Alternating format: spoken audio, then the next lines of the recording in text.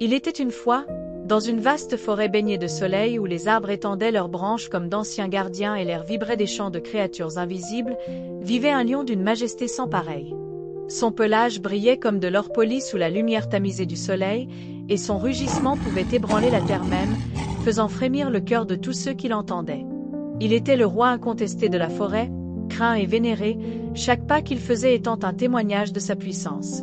Cependant, pour toute sa force, le lion portait une certaine arrogance, une croyance que rien au monde ne pouvait contester sa domination.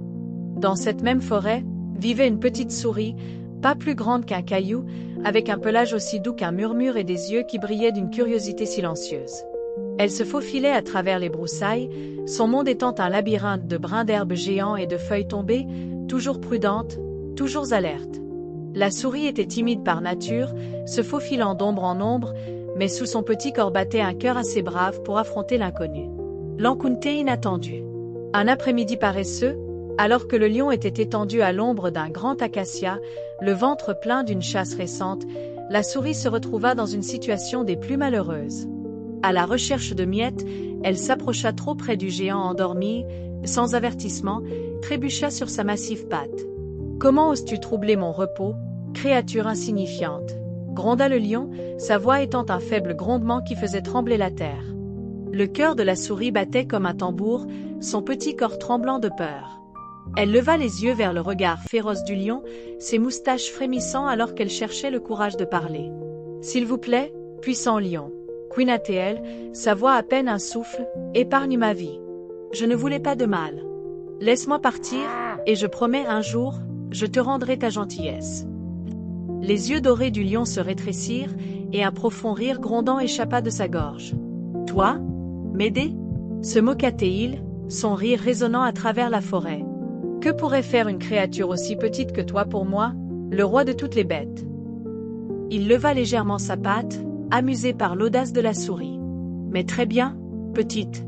Je te laisserai partir, bien que je doute que tu sois jamais utile pour moi. » Sur ce, le lion relâcha la souris, qui s'enfuit aussi vite que ses pattes pouvaient l'emporter, disparaissant dans la sécurité des broussailles. Le lion secoua la tête, riant de l'absurdité de la rencontre, et bientôt replongea dans son sommeil, l'incident oublié. Un tournant du destin. Mais le destin, comme il le fait souvent, avait d'autres plans. Quelques jours plus tard, alors que le soleil était bas dans le ciel, projetant de longues ombres sur le sol de la forêt, le pas fier du lion le conduisit dans un piège caché. Un filet de chasseur, habilement dissimulé sous une couche de feuilles, se leva autour de lui, ses cordes se resserrant comme des serpents.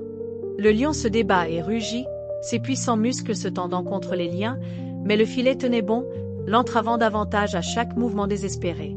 Ses rugissements puissants de frustration résonnaient à travers les arbres, un son si féroce qu'il fit fuir les oiseaux de leur perchoir et réduisit au silence le bavardage habituel de la forêt. De son terrier non loin, la souris entendit les cris du lion.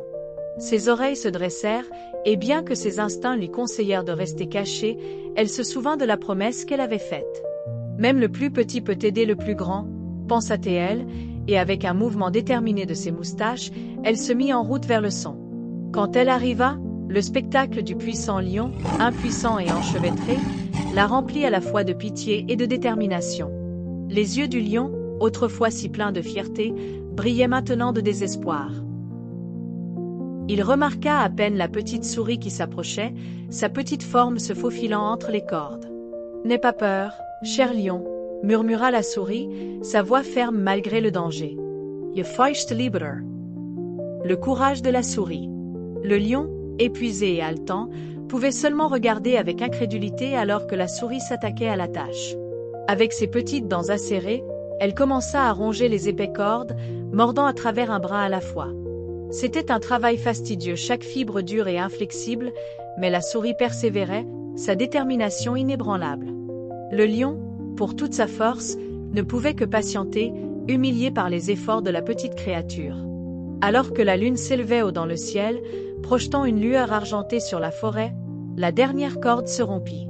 Le filet tomba, et le lion se libéra, ses puissantes jambes tremblant légèrement après l'épreuve. Il secoua sa crinière, laissant échapper un rugissement de soulagement qui fit bruisser les feuilles au-dessus. Puis, se tournant vers la souris, qui était assise tranquillement à ses côtés, il abaissa sa grande tête en signe de gratitude. « Tu m'as sauvée, petite, » dit le lion, sa voix plus douce qu'elle ne l'avait jamais été. « Je t'ai moqué autrefois, mais maintenant je vois la vérité. Aucune créature n'est trop petite pour faire la différence. Ton courage et ta gentillesse m'ont humblement touchée. » La souris sourit, sa petite poitrine se gonflant de fierté. « Nous avons tous nos forces, puissant lion. Aujourd'hui, les miennes étaient suffisantes pour t'aider. » Une leçon durable. À partir de ce jour, le lion et la souris partagèrent un lien sans pareil dans la forêt. Le lion, autrefois si arrogant, apprit à respecter même les plus petites des créatures, et la souris, autrefois si timide, découvrit le pouvoir de son propre courage.